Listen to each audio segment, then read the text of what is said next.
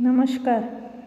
आदर्श शिक्षण समिति की ई क्लास में आप सभी का स्वागत है।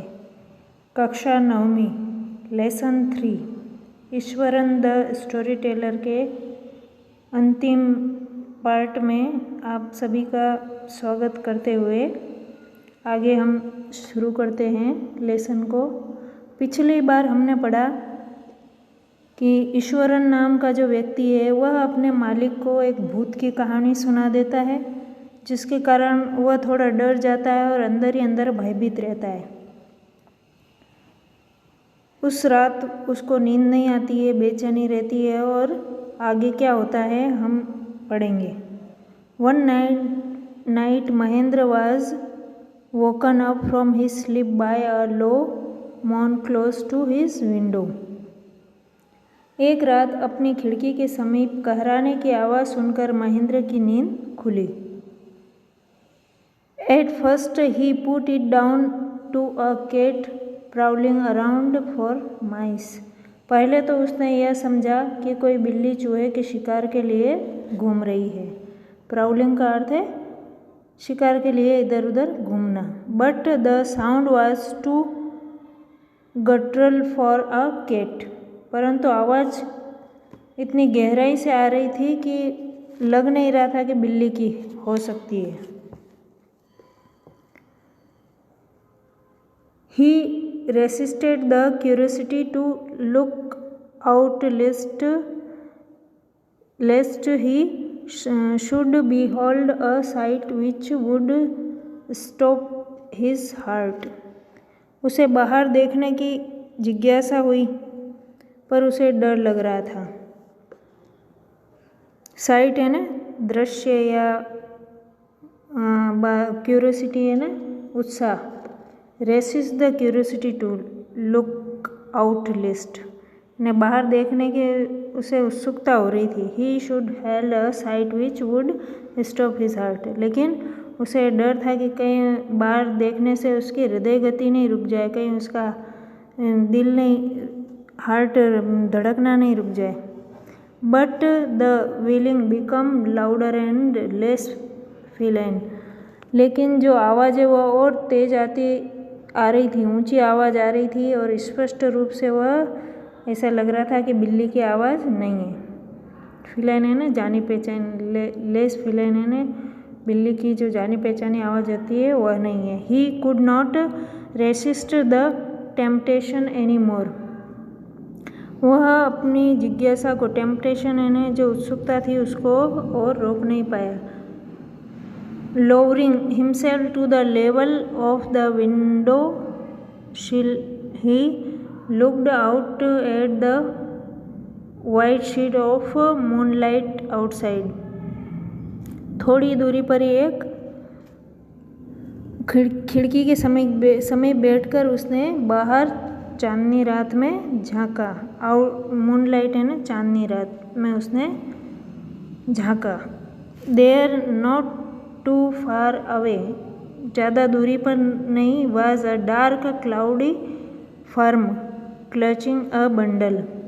डार्क क्लाउडी का अर्थ है जैसे बादल के सा काला एक गठरी टाइप होता है, उस तरह से क्लचिंग यानी आपस में कसा हुआ ऐसे गठरी बना के बंडल, एक बंडल की तरह दिखाई दे रहा था।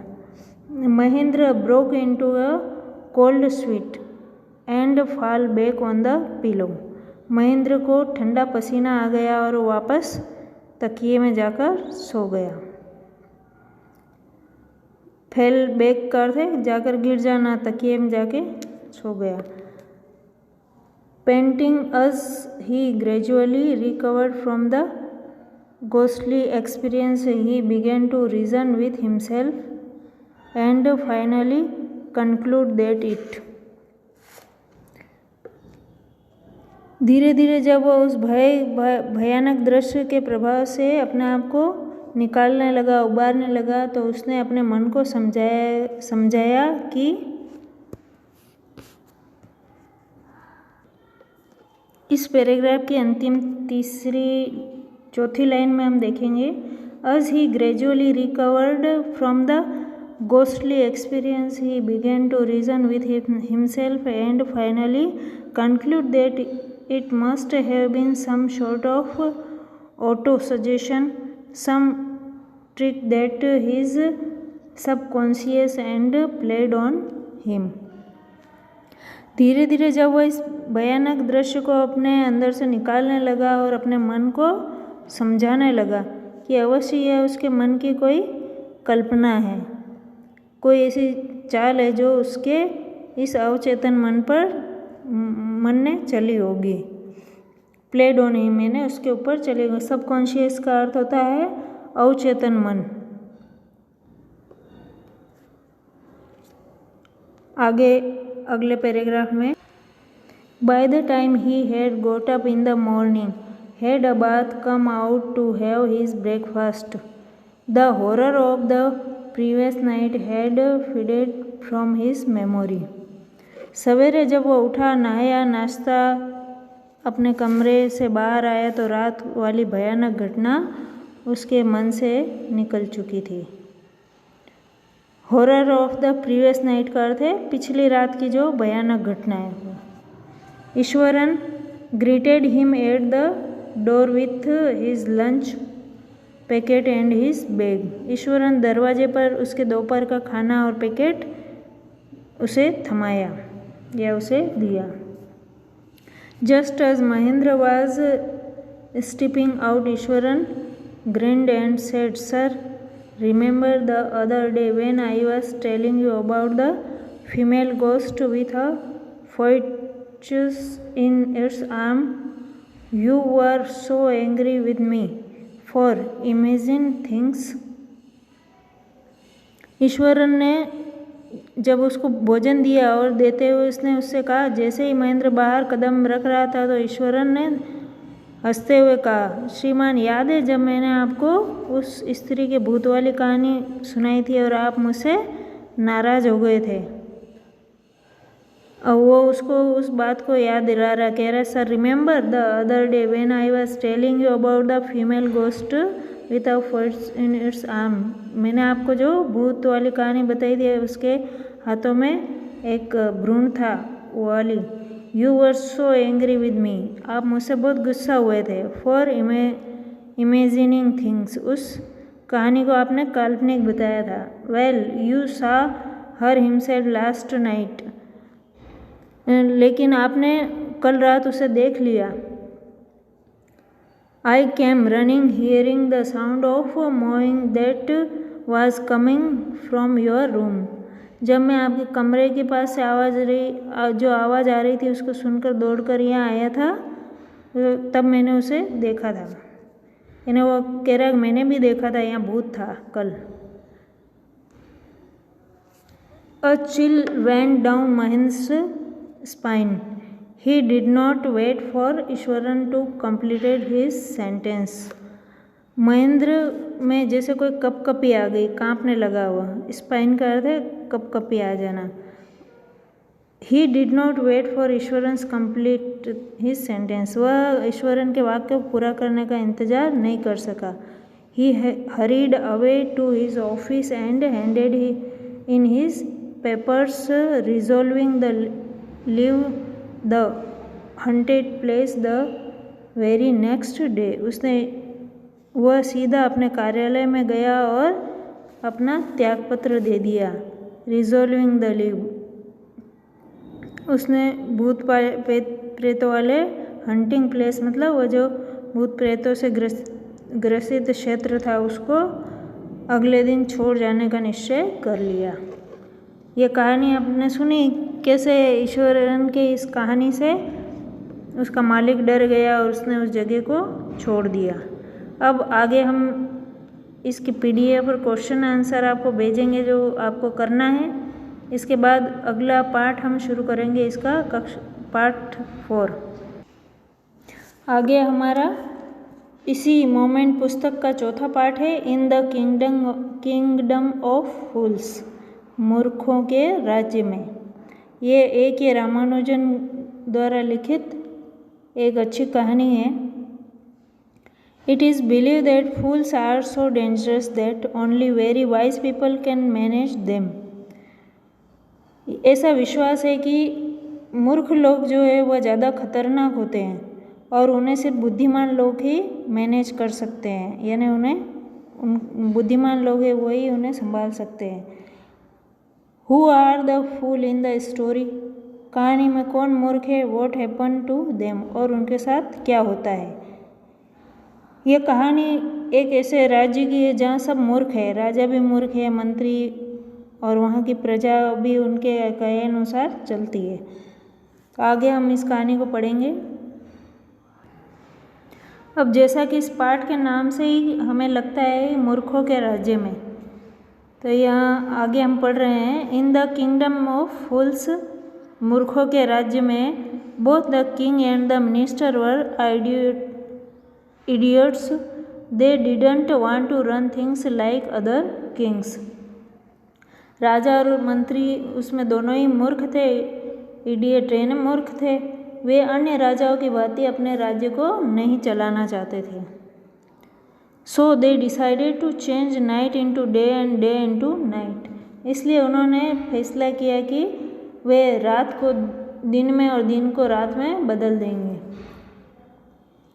They ordered that everyone should be awake at night till their fields and run their business only after dark, and go to bed as soon as the sun came up.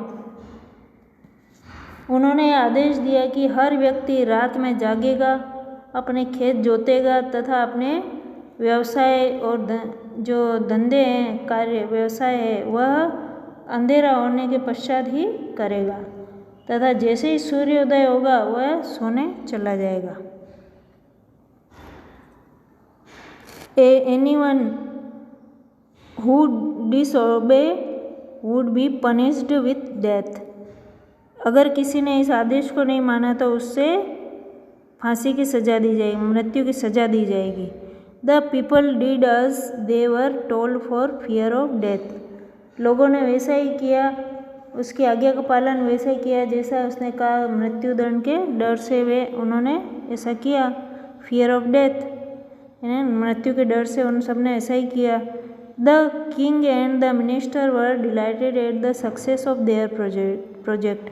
राजा और मंत्री दोनों अपने कार्य की सफलता को देखकर प्रसन्न हुए कि जैसा उन्होंने कहा वैसा सबने किया। One day a Guru and his disciple arrived in the city. एक दिन एक गुरु और चेला उस शहर में आए।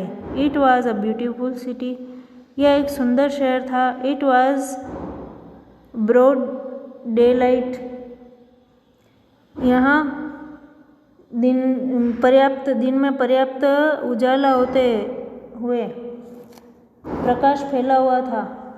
दिन में पर्याप्त प्रकाश फैला हुआ था। But there was no one about. लेकिन वहाँ कोई दिखाई नहीं दे रहा था। Everyone was asleep. हर कोई सोया था। Not a mouse stirring. यहाँ तक कि कोई चूहा भी दिखाई नहीं दे रहा था, यानी पशु जो है वो भी सोए हुए थे। Even the cattle had been taught to sleep by day. यहाँ तक कि पशुओं को भी दिन में सोना सिखाया हुआ था। The two strangers were amazed by what they saw around them and wandered around town till evening. वे दोनों व्यक्ति, दोनों जो अजनबी थे, वे व्यक्ति उन्होंने चारों ओर देखा और उन्हें बहुत हैरानी हुई तथा वे शाम तक भटकते रहे। अमेज्ड का अर्थ होता है ये आश्चर्य होना और स्ट्रेंजर है ना अजनबी। वांडर्ड है ना घूमना, इधर उधर घूमना। अराउंड टाउन इवनिंग, यहाँ तक कि शाम तक वे उस शहर में घूमते रहे। When suddenly the wool town woke up and went about it's Knightley business. अचानक संपूर्ण शहर जग गया तथा अपने रात्रिकालीन कामों में लग गया।